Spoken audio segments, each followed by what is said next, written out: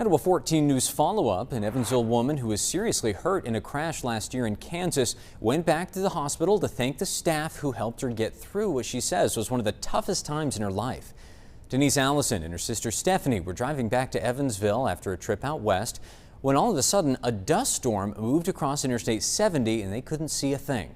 In the distance, it seemed some dust blowing. All of a sudden, the next thing I could see was the back of a semi-truck right in front of me. Initially, I was in a lot of pain, but I didn't have any internal injuries. I didn't have a brain injury, so I knew I was fortunate. Well, that wasn't the case for her sister. Stephanie died on the scene. Allison spent 7 days at Wesley Medical Center before being transferred closer to Evansville. Now she's fully recovered and wanted to come back to thank the nursing team. There were lots of hugs and tears during the reunion.